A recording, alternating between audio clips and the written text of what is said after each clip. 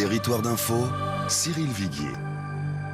Bonjour et bienvenue dans notre matinale d'info, celle de Sud Radio de Public Sénat avec la presse quotidienne régionale. Aujourd'hui, notre invité, c'est François de Rugy, député Loire-Atlantique, écologiste et vice-président de l'Assemblée nationale. Merci d'être avec nous ce matin pour vous interroger à mes côtés.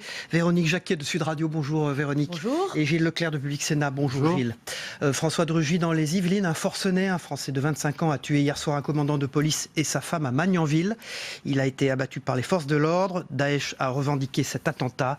Depuis Charlie Hebdo, est-ce qu'on a vraiment pris la mesure de ce phénomène de radicalisation ?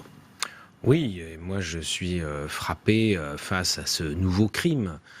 Qui est un nouveau crime odieux et horrible, puisque ce sont des policiers, enfin un policier, sa femme qui était aussi policière, qui ont été assassinés, parce qu'il faut dire les choses comme elles sont, sans doute parce qu'ils sont policiers. De même qu'à Orlando, en Floride, ce sont des homosexuels qui ont été assassinés parce qu'ils sont homosexuels. À d'autres moments, c'est les juifs parce qu'ils sont juifs, et ainsi de suite. Ce sont des crimes contre l'humanité. Et le gouvernement, le président de la République ont toujours dit que la situation était grave et qu'on ne pouvait pas se dire, on ne pouvait pas tourner la page en quelque sorte et se dire que la menace s'était éloignée.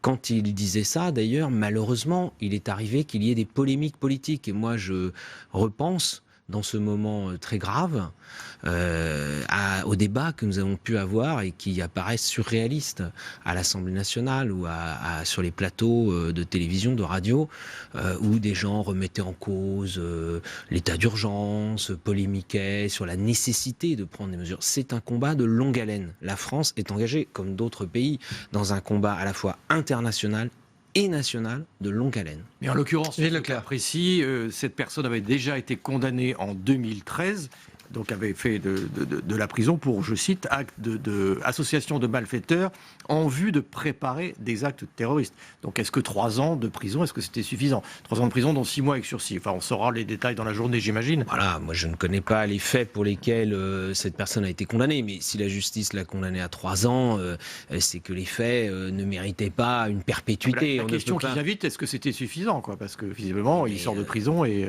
Vous savez très bien que toute personne qui pourrait être soupçonnée de commettre des actes, y compris parce qu'il y a des éléments concrets de radicalisation ou de participation à des filières avec hier l'Afghanistan, aujourd'hui la Syrie et l'Irak, ne va pas être condamné à perpétuité. Ça, ce serait pas possible. Et on sait en revanche, est-ce que ces gens-là sont correctement suivis quand ils sortent de prison ? Parce que si cet homme était radicalisé, impliqué pour association de malfaiteurs dans l'organisation de filières, c'est quand même du lourd. Oui, c'est la perpétuelle question de la surveillance, du renseignement et de la surveillance. Mais là aussi, vous savez que quand nous avons voté une loi sur le renseignement, on nous a accusés de mettre en place une surveillance généralisée. Certains ont dit, vous mettez en place un État policier.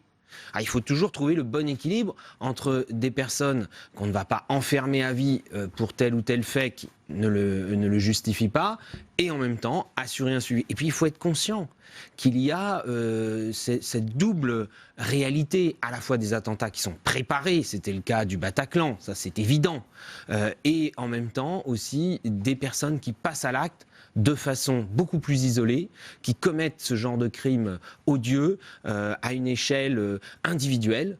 Et ça, c'est aussi une réalité nouvelle de cette menace terroriste à laquelle la France est confrontée. Et vous seriez pour qu'on puisse prolonger l'état d'urgence au-delà de l'euro ? Je ne sais pas s'il faut prolonger l'état d'urgence. Ce que je sais, c'est qu'il est normal, logique, de prendre un certain nombre de mesures que nous n'avions pas imaginé prendre il y a quelques années. Et d'ailleurs, si nous les avions prises il y a quelques années, on nous aurait dit, mais pourquoi est-ce que vous voulez prendre ces mesures de sécurité ? Pourquoi est-ce que vous voulez renforcer les moyens ? Je me souviens, en 2014, c'est pas si vieux, c'était à peine quelques mois avant l'attentat contre Charlie Hebdo. Nous avions décidé avec le gouvernement, au Parlement, de recréer le renseignement territorial. C'était les renseignements généraux qui avaient été supprimés sous Nicolas Sarkozy. On nous a dit, certains articles de presse ont dit, comment la gauche recrée les renseignements généraux ? Comment on recrée une police politique ? Non, avoir des moyens de renseignement territoriale, de proximité. Je ne dis pas que ça aurait peut-être permis d'éviter cet attentat-là. Il ne faut pas tenir ces propos définitifs. Mais c'est évident que c'est la somme de ces actions qui permet de se protéger, de se défendre. La France et les Français se défendent face à des attaques qui sont à la fois contre la France, parce que c'est la France. C'est pas parce que la France a fait ceci ou cela. C'est parce que la France représente aux yeux d'un certain nombre de gens quelque chose qui est à combattre. Les valeurs de la France sont à combattre. Et la France défend ses valeurs, son mode de vie. Quand on parle d'un mode de vie libre, ouvert, tolérant, que ce soit à Orlando ou à Paris, eh bien, il faut se donner les moyens de le défendre, parce qu'on sait que certains, sinon, vont l'attaquer. On change de sujet, François de Rugy. Aujourd'hui, manifestation à nouveau contre la loi El Khomri, contre la réforme du Code du travail. Philippe Martinez parle d'énormes manifestations. Pour vous, c'est un baroud d'honneur ou vous attendez à une grande manifestation ? On verra bien. On voit bien que la CGT a décidé de jeter toutes ses forces dans la bataille. Je peux vous dire que à Nantes, la semaine dernière, il y a eu une manifestation sur les voies SNCF pour réclamer un train gratuit pour aller à cette manifestation.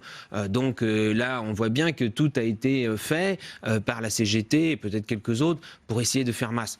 Je dirais que ça, dans le débat politique, que les syndicats, parce que là c'est un débat politique, plus que syndical ou plus que vraiment de relations sociales. Dans ce débat politique dans lequel la CGT a décidé de jouer un rôle politique, dans lequel Philippe Martinez a décidé de se placer en opposant politique, d'être dans un bras de fer politique avec le gouvernement. Bon, qu'il y ait des grandes manifestations, ça fait partie de la démocratie. En revanche, on multiplie tout un tas d'actions sans savoir s'arrêter, sans jamais d'ailleurs vraiment savoir comment en sortir.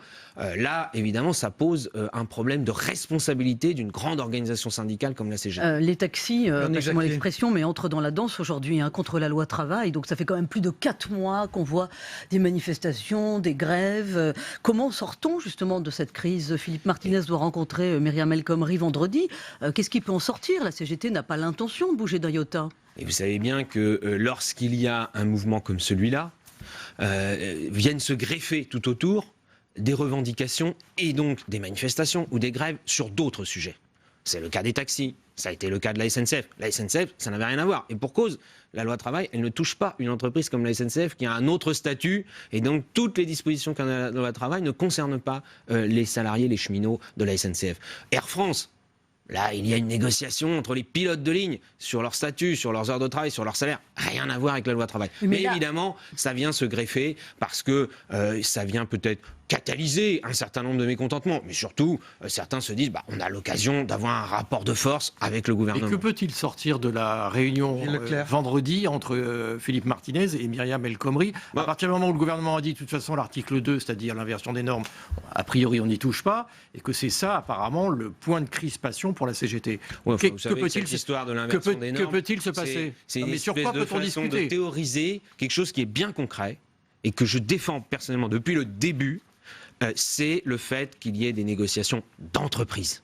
Et il faut rappeler d'ailleurs que c'est la gauche qui a créé les possibilités de négociation d'entreprise. Déjà sous le Front populaire, en 1936, il y a 80 ans, c'est la gauche qui a créé les représentants et les délégués du personnel.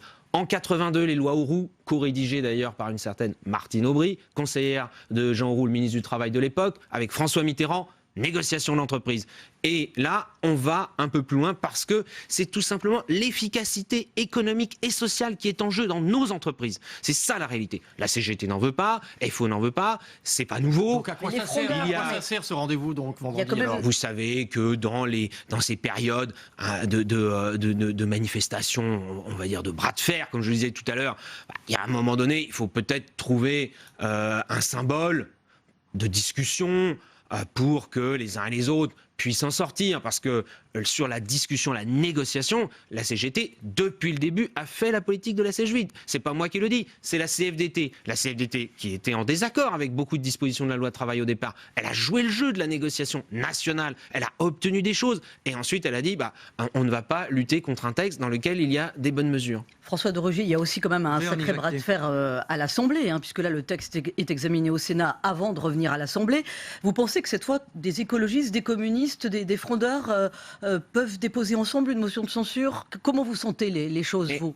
Je ne sais pas, mais ce que je sais, c'est que, d'abord, est-ce que là, en juin 2016, la France a besoin d'un spectacle, parce que c'est un mauvais spectacle politique de censure du gouvernement, par une partie des députés qui ont été élus dans un pacte majoritaire, qu'ils soient socialistes ou écologistes, en 2012, après l'élection de François Hollande comme président de la République. Non, la France n'a pas besoin de ça. La France, au moment où elle repart économiquement, on n'a pas besoin de casser cette dynamique. Il y a quand même un vrai malaise à gauche. Je vais prendre un exemple. Il y a eu une élection départementale partielle au Mans dimanche. Et c'est un binôme vert communiste qui a battu un tandem socialiste. Donc c'est quand même... De 17 voix. Oui, de 17 voix. Et comme vous faites bien de le rappeler, une opposition entre deux sensibilités de gauche qui est assez rare dans un deuxième tour d'une élection scrutin majoritaire. Irréconciliable. Là, il y a une gauche qui est irréconciliable. Non. Je vous invite à ne pas tirer trop de conclusions générales de cette élection partielle. Il y a eu aussi 2 autres élections législatives partielles, législatives récentes, à Strasbourg et à Nantes,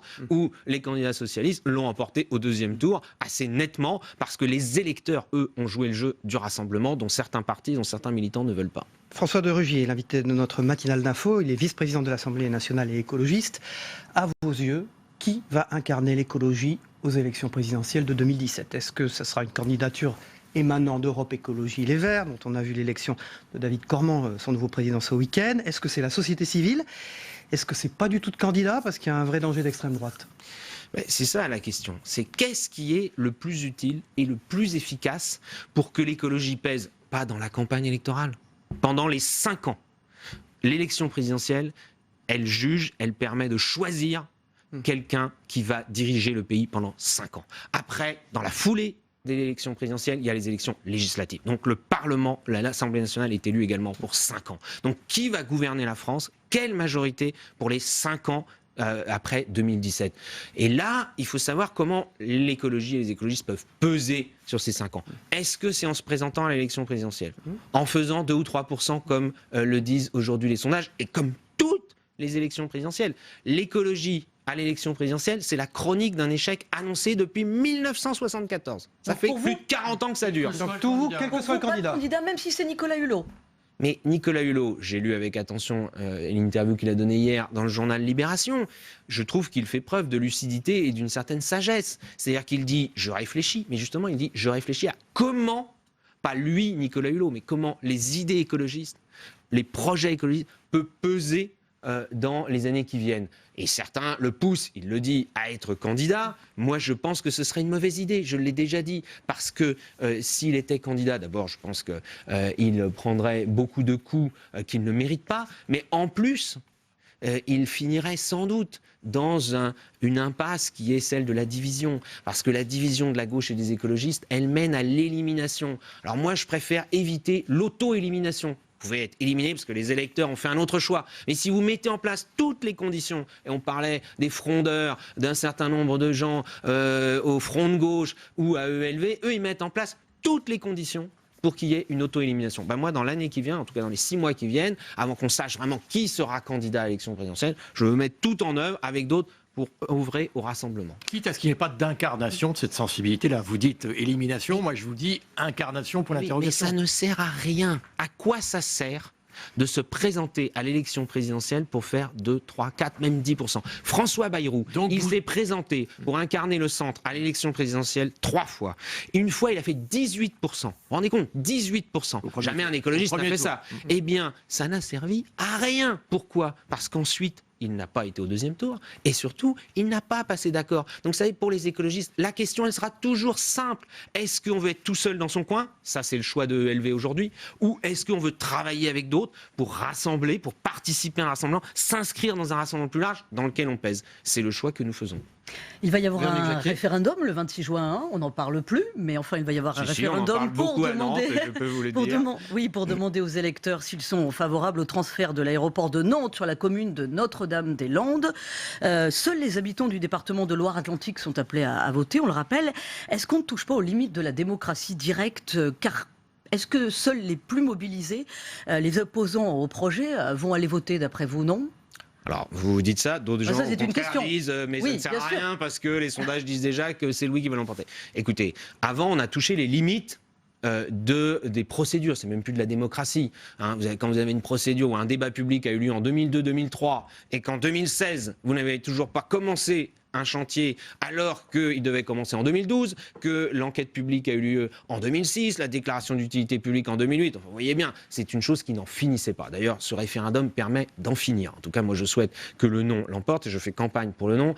Notamment pour cette raison. Vous faites campagne ? Oui, bien sûr. Avec mon mouvement écologiste, nous avons lancé une campagne avec d'autres. Il y a beaucoup de gens, comme vous le dites, qui sont mobilisés et qui sont des citoyens. Il y a une personne qui est venue me voir dans mon bureau hier à Nantes, elle a poussé la porte et elle m'a dit, vous savez, moi je suis de droite et je suis bien contente qu'il y ait ce référendum parce que je vais pouvoir voter non, parce que je suis contre ce projet. Ça ne m'empêchera pas de revoter à droite. Au régional, j'ai voté pour la droite alors que la droite était pour. Parce que là, c'est un enjeu unique et c'est l'intérêt du référendum. Et c'est une innovation démocratique. Et moi, j'avais souhaité que cette innovation démocratique soit conduite sur ce sujet pour sortir du blocage. Donc j'appelle les citoyens de Loire-Atlantique à voter le 26 juin. Dernière question, vous êtes pour que François Hollande soit candidat à sa succession ?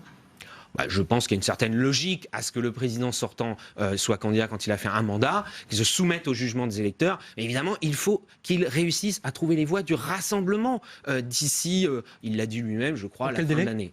Merci François de Rugy, député de Loire-Atlantique, écologiste, vice-président de l'Assemblée nationale, d'avoir été l'invité de notre matinale d'info. On passe à l'analyse de l'actualité, mais aussi de vos propos avec les éditorialistes dans un instant.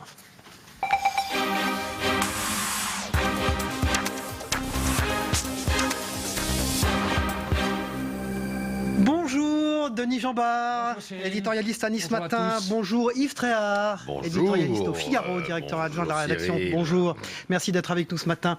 Une actualité triste. Dans les Yvelines, un forcené, un Français de 25 ans, a tué hier soir un commandant de police et sa femme à Magnanville. Il a été abattu par les forces de l'ordre et Daesh a revendiqué cet attentat. François de Rugy, notre invité ce matin, a dit qu'il fallait se donner les moyens de se défendre, qu'il fallait probablement prendre un certain nombre de mesures de sécurité, de renseignements supplémentaires, mais que la somme de ces actions permettra simplement de se défendre. Oui, vous savez, on est en état d'urgence déjà, on l'a un peu oublié, parce que quand on voit les manifestations ici ou là qui s'enchaînent en France, la violence de certaines des hooligans, on se dit à quoi sert l'état d'urgence? Il sert quand même à certaines choses. Je ne crois pas que ça soit de cet ordre-là, si vous voulez. Je crois qu'il fallait s'attendre à ce qu'il se produise ce genre d'assassinat. Ça sera aujourd'hui c'est un policier, demain ça sera un parlementaire, après-demain ça sera un journaliste, bientôt un joueur de foot. Enfin, on n'en sait rien, mais ce qu'ils veulent, c'est faire du bruit. Et je suis pas persuadé que d'ailleurs des contacts permanents soient établis entre Daesh, l'État islamique et les gens qui commettent ces actes en France. C'est le renseignement humain. C'est là où on voit que y a des défaillances dans notre système. Il faut mettre le paquet là-dessus. Dans le renseignement humain, comment vous voulez prévenir ce genre d'acte si vous ne savez pas que cet assassin habite à tel endroit, qu'il a un passé? Ces gens-là, le problème, c'est le suivi judiciaire de ces gens-là. Denis Jeanbart. Il y a le suivi en l'occurrence, puisqu'on sait que le suivi judiciaire, il a été condamné. Cet assassin a déjà été condamné, a fait de la prison, je crois, etc. etc. Non, ce qu'il y a, c'est qu'il faut rappeler aussi ce qu'avait dit Manuel Valls. Il n'y a pas de protection à 100%. On pourra déployer tous les moyens que l'on veut. Surtout, moi je pense qu'en outre, comme Daesh est en train de subir des revers très sérieux au Proche-Orient, eh bien ils vont exporter cette violence-là pour montrer qu'ils sont toujours là. Si tant est qu'ils soient commanditaires. Si tant est, oui, mais je crois qu'on a dépassé ce stade-là. Non, mais ce que vous dites, c'est que ça pousse Daesh, l'État islamique, à revendiquer toutes sortes de crimes, mais bien sûr, quand et de terrorisme aux États-Unis, sans même en être le commanditaire. Mais si vous voulez, mais les réseaux sociaux, etc.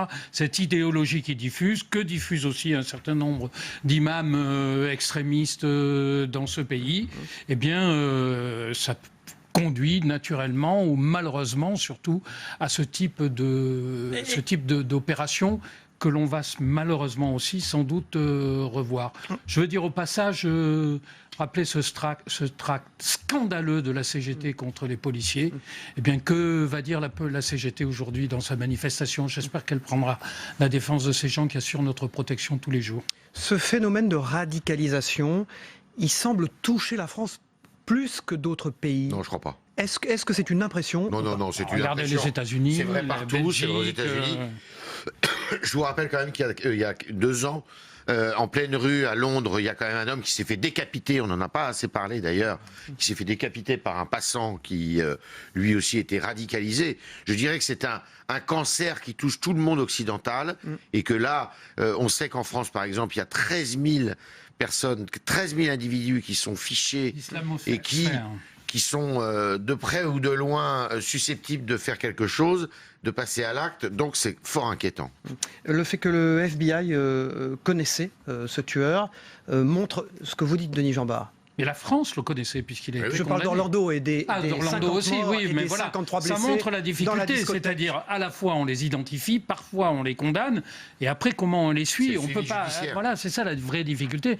Mais on peut pas mettre un policier derrière chacun de ces tueurs potentiels. On passe à la France, la semaine sociale décisive. Rendez-vous Philippe Martinez, Myriel M. Khomri ce mercredi. Est-ce qu'on va constater que le mouvement s'essouffle et est-ce qu'on va trouver une porte de sortie en fin de semaine, Yves Tréhard? Ça va être très compliqué parce que le gouvernement, il ne peut pas reculer, à mon avis. Le gouvernement ne peut pas dire on retire le projet et on abandonne l'article 2. Ce qui est le plus vraisemblable, parce que là, on est quand même dans une comédie. Mais c'est tragicomique, d'ailleurs, ce qui se passe depuis 3 mois en France. Ce qui est probable, c'est qu'on va arriver à quand même un dialogue qui va se nouer entre la CGT et le gouvernement, et qu'ils vont trouver une porte de sortie qui sera une porte étroite, qui va complètement encore un peu plus vider le projet de loi de son contenu. Et voilà. Dévitaliser la loi. Et les Français, au milieu du mois de juillet, vont se retourner en disant... tout ça pour ça, quoi. Et c'est encore un discrédit porté à la politique en général et à l'action du président de la République qui va être très grand. Denis Jeanbart. Je suis d'accord avec cette analyse. À cette réserve près, c'est que je ne suis pas sûr que la CGT veuille signer quoi que ce soit, veuille donner son feu vert à quoi que ce soit. Depuis le début, elle demande un retrait de ce texte. Et en effet, je ne vois pas comment le gouvernement, sauf à capituler en race campagne, et ça deviendrait une bérésina politique, alors on n'en est pas loin d'ailleurs, il faut bien dire. Voilà, donc je crois que la CGT a fait un choix, une détermination totale. Le gouvernement, vu les positions qu'il a prises depuis le départ, ne peut plus reculer. Et donc on est dans une impasse, et ça nous promet peut-être une rentrée assez difficile aussi. On passe à la politique avec ce que nous a dit François de Rugy ce matin, les élections présidentielles, qui va incarner l'écologie. On a vu un nouveau patron des Verts arriver ce week-end avec David Cormand, d'Europe Écologie Les Verts d'ailleurs. Pour lui, bon, il vaut mieux pas de candidat qui fait 2%, 3%, 4%, même jusqu'à 10%, il a dit. Ça ne compte pas. L'écologie, de toute manière, elle a toujours été mal portée en France. Sauf par Daniel Cohn-Bendit. Sauf par Daniel Cohn-Bendit pour les élections européennes et les élections régionales, où il avait réussi d'ailleurs à quasiment battre le Parti Socialiste à l'époque. Donc pas de candidat écologiste. Mais le seul, ça c'est la position de Rugy. Qu'on l'aime ou qu'on ne l'aime pas, le seul qui puisse évidemment avoir... Aujourd'hui, je sais de qui vous avez parlé. c'est Nicolas Hulot. C'est évident, c'est Nicolas Hulot, qu'on l'aime ou qu'on ne l'aime pas. Mais simplement, il ne sera jamais président de la République. Évidemment, c'est une candidature de témoignage. La gauche est dans un tel état, puisque l'écologie se réclame de gauche dans ce pays. C'est très difficile de voir un parti écologiste naître à droite. Eh bien... cet émiettement, si vous voulez, de l'électorat, ils sont tous dans un état de déliquescence tel que de toute manière, ils ont des chances qui sont très limitées. Je crois surtout que tout le monde est déjà après la présidentielle et que les candidatures à la présidentielle se détermineront pour savoir quelle part de marché électoral et politique chacun aura après 2017, puisque tous parient sur un échec de François Hollande. Vous nous fournissez une transition parfaite avec Henri Guénaud, qui est candidat aux primaires de la droite et du centre, je ne sais plus si on peut les appeler du centre d'ailleurs, et candidat à la présidentielle quoi qu'il arrive. Lui, c'est normal. Lui, c'est normal. Une minute. Il représente une sensibilité. Il a une vraie identité. C'est une candidature authentique sur un gaullisme social qu'il a toujours revendiqué. Et là, on peut dire que ça va mettre du sel s'il arrive à avoir ses parrainages. On regarde la une du Figaro, votre journal, Yves Tréhard. On parle évidemment des États-Unis avec l'onde de choc d'Orlando. Une photo. We love Orlando. Voilà. We love Orlando, oui. Et Denis Jeanbart, on regarde rapidement la une de Nice ce matin, dont vous êtes éditorialiste père et mère. Eh bien, c'est une humoristique. Voilà, sur la situation locale à Nice. Voilà, et on voit décrivez peut-être la photo pour nos amis de la radio. On voit une photo. Estrosi. Voilà. Estrosi, oui, bien sûr. Toujours Pardon, Estrosi. excusez-moi. Merci. Non, mais il faut savoir que le maire de Nice abandonne son fauteuil à sa première adjointe et lui-même devient premier adjoint tout en présidant la région. Et garde un peu Donc il regarde un œil assez sérieux sur sa ville. Mais comme ça, le cumul des mandats est sauf. Merci Yves Tréhard, merci Denis Jeanbart. On se retrouve demain pour une nouvelle matinale d'infos. Les programmes continuent sur Public Sénat et Sud Radio. Merci et bonne journée.